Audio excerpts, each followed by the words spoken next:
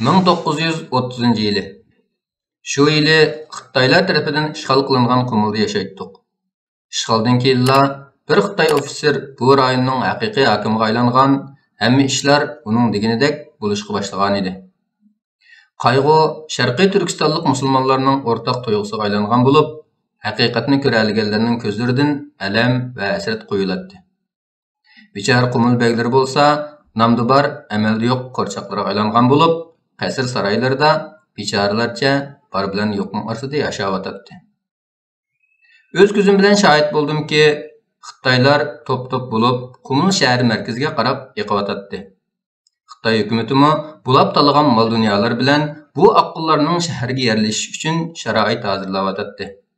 Uy selib, do'kon ochib va dangsaroylarni barpo qilib, ularning o'rlashib olishiga yordam qilyotdi. Yeshim 25 atrofida. Masjidda Qur'on Karim yodlab qori bo'lgan, arabcha va turkicha o'qib yozalaydim. Endi Xitoy qo'shni bo'lg'achqa Xitoychani biletdim. Bizga yaqin bo'lgan u vaqtda Sovet mustamlikasi ostidagi Mo'ng'ullarning tilini biletdim. Chingizxon va avlodlari hukm surgan u zamonda har soatga nurg'un qahramonlarning hikoyalari tillarda doston edi. Bir kuni Xitoy ofitser butun yurtni titritib, ostini ustun qilib o'tadigan bir uqtirish e'lon qildi. Bu uqtirishga ko'ra, har bir Sharqiy Turkistonlik e'tiqodlariga har qancha yot bo'lsa-mu, o'zlaridan qiz so'rab kelgan har qanday bir Xitoyga qizini berishga majbur edi. Zaminning ishg'oli, mustamlika vaqtlik ish edi. Dushman bilan qayta-qayta jang qilishdan bosh tortmasaqla, hamon bir kuni ularning qo'rg'ini yimirlatdi. Lekin xalqning jinidan aziz ko'radigan e'tiqodiga qilingan buzg'unchilik, diniga qartilgan masxara, qimmat qarashlarga keltirilgan haqoratlar chidab turg'ili bo'ladigan ish emas edi. Xitoy ofitser bichara Qumul beglaridan birini chaqirtib, "Janobingiz bilan ittifoq bo'lish niyatim bor", dedi. Begning chiroyi tatirib, qo'llari titrab ketdi va andisha aralash. "Sizni bilasiz qo'mondan, bu mumkin emas", deb javob berdi. Xitoy ofitser masxaralik kulib tashladi va "Men mumkin emas deganni bilmayman, bek janoblari", dedi. "Bu degan Allohning buyrug'i. Qalblarning ishlariga ilohlar aralashmasin. Men qizingizni yaxshi ko'rib qoldim. Almisaqdan beri fatihlar fatih qilingan xalqning e'tiqodiga hurmat qilib kelgan. Bundaq gaplarga men ishonmayman. Hammasi afsona." Lekin bu bir musulmon uchun o'lgandan battar. Ofitserning yuzi g'azabdan qizarib ketdi va "Qaror beruvchi sen emas, qizing. Darhol berib qizingga xabar ber. Javob berish uchun bir necha soatlar vaqtim bor", deb gapni kesib etdi. Beg beshining ichimi, teshimi qatgan holda talaga chiqdi. Atrofida bo'layotgan bu paskashliklarni o'ylab berib, shuncha keng saroy uning tar kelishga, jinini iskanjaga ilishga boshlagan edi. Ayoli va bolalarining yuziga qandoq qarar? Hayot nima degan qidirsiz-a? Bu rezilliklarni ko'rmaslik uchun tog'larga chiqib, vahshiy hayvonlarni do'st tutib, o't-cho'p va novot yaproqlarini yeb jon saqlasinmi? Zulmga uchragan ojizlarning kuni nima degan ta'sa? Lekin Raurus kuch-quvvat, nupuz va sha'ni shavkat egisi bir begning qo'lab tushgandan keyingi kuni texmi ichinishib bo'lish kerak. Beg qasriga kirdi. Tarixiy qilishlar dardu iztirob ichida sangilab turardi. Tamdiki kichquruq mintiqlar sesiq taab o'xshab qolgan edi. Ajdodlarning tariximi beayni to'pib besib ketgan varaqlar orasida uyquga g'arq bo'lgan edi. Og'achayim yaqin kelib bo'sh ovozda "Nima ish bo'ldi?" deb pichirladi. Ko'zlari yosh yo'qibek ayoliga qarab, "Alloh bizga nima kunlarni ko'rsatarkin", dedi. Erining nima demoqchi bo'lganligini anqira olmagan Og'achayim, "U yerda o'zlariga biror adabsizlik bo'lmagandu. Mening ko'zimga bu Xitoylardan biror yaxshilik kelgandek ko'rinmaydi." "Allohni tanimagandan keyin marhamatning nima bilmaydi shu." "To'g'ri deydilar." Xitoy ofitser qizimiz bilan to'y qilaman deydi. Beg ishini mushuk atlagandek tutildab, nima qilishini bilolmay qolgan edi. Yuqori ovozda qizini chaqirdi. "Qizim, bu yoqqa kelsizlar." Beg kirpiklari orasidan sirg'ib chiqqan yosh chamchilarini surtgach qizga, "Qizim, iflos qilgan o'zlar bilan to'y qilaman deydi. Bu mumkin emas. Bilaman. Shundaqmi yana so'rab boqay. O'zlar qo'shilganlar." Qiz qulqiga ishongan holda dadasiga qarab, "Nima da'vatlar dada?" dedi. Türkistonlik bek zo'rg'a kulimsirdi. Yuzi qip-qizil edi. Hozir tetkizliklar bek ko'p. Hayotning o'zini bilmadi.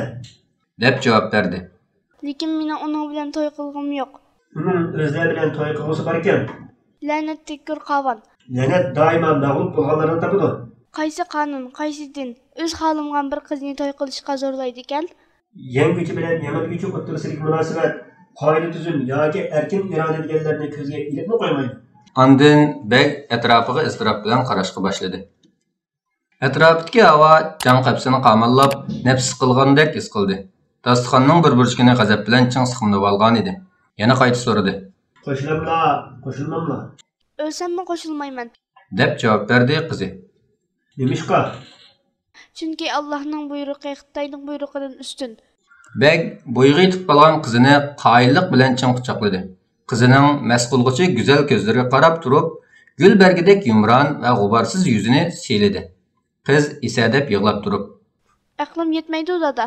Bir kichik qizning bundoq bir ishga zo'rlanishiga, dar maydoniga menish buningdan ming marta oson. dedi. Bek qizining namdalgan kirpik va mangzillarini surtdi. Sapsariq va yumshoq sochlarini siyladi. Ondan yerga qattiq birini tepdi va Hargiz yo'l qo'ymayman. deb vaqiradi. Og'ichoyim titrak ovozda Bu ishni yaxshi bajarib qilmasak bo'lmaydi. dedi. Bilaman. U Abdullah yangiliginiga tandirmaydi. Shundoq, texmo qattiq qo'lliq qilishga boshlaydi. Xitoy ofitserlarni izlaydilar. Hamon oilada kelib yana nima taqirdi shu. Nihoyat ketsa jinim ketar. Hamini bir o'lim. Men baribir yashaydiganni yashab bo'ldim. Og'ichoyim tasdiqlagandek hasrat bilan beshini langishdi. Turkistonlik bek yuqori ovozda Mustafa Murod deb chaqirdi. Labay begim, darhol ichkariga kirib yerga qarab turdim. Mustafa, duvat qalam tayyorla. deb buyurdi. Vaja keltirishim bilan begimiz o'ltirib Xitoy ofiseriga xat yozishga tutish qildi. Maktubga munolar yozilgan edi. Ey Zafar Quchqon qo'mondan, janobingizning orzusi tamoman fiqrning tish batmaydigan bir ishdir. Chunki dinimiz buningga yo'l qo'ymaydi. Buning ustiga qizimmi hozir to'y qilishni xohlamaydi ekan. Janobingizni aqidamga bo'lgan sadoqatimni to'g'ri tushundi deb o'ylayman va ishonamanki, eslzodi bir Xitoy qo'shnisining diniy e'tiqodiga sil qaraydigan, urf-odatini inkor qilib, qoida usullarini ko'zga ilmaydigan ishni qilmas. Shundaqla bu voqea Xitoy kattalarining va g'olib armiyasining diqqatini tortib ketmas.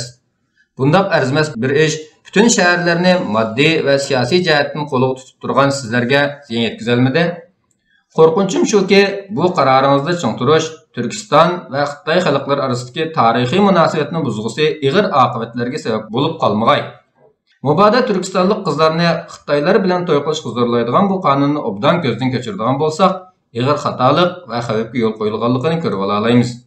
Bundaq deyish orqali asla sizga tahdid solish niyatida emasman. Maqsadim aniq.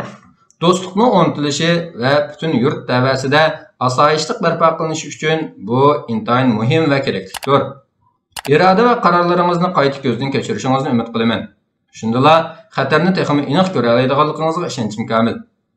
Salom va yaxshi niyatim bilan Qumul Beglardan 1930-yil dekabr. Xabarlar paxalliq toshqan uchqundek tez suratda qasrning qilin tomlaridan olqib, shaharning bulung puchqoqlariga yeyildi.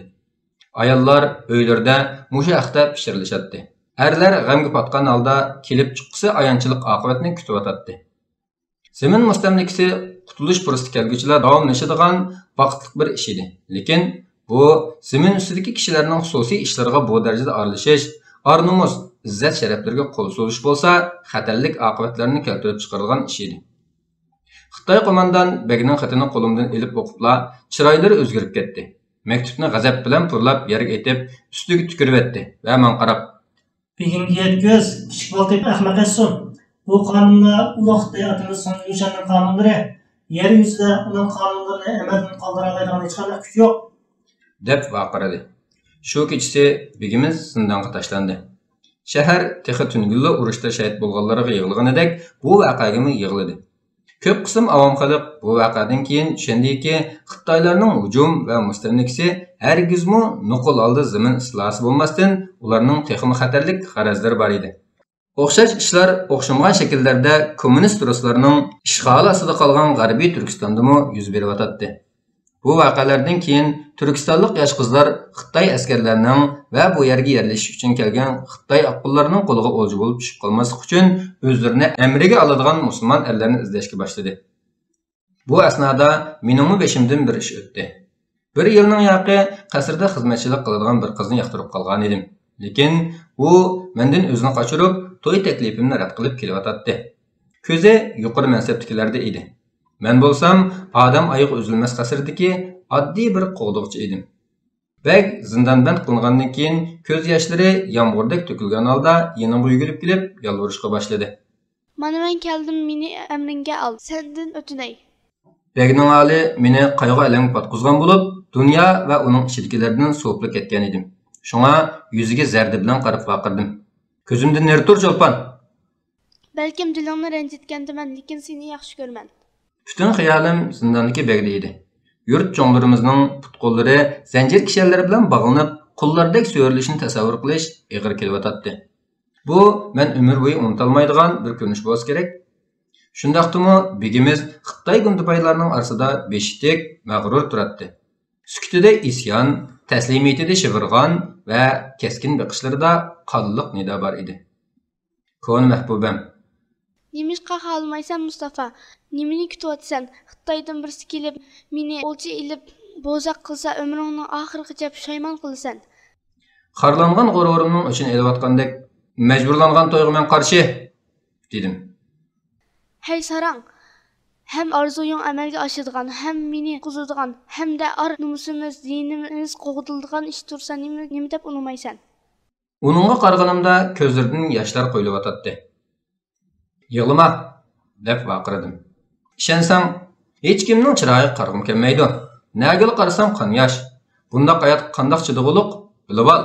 Begimiz zindondan chiqmoqcha o'ylanmayman. U menga yaqin kelib pichirladi.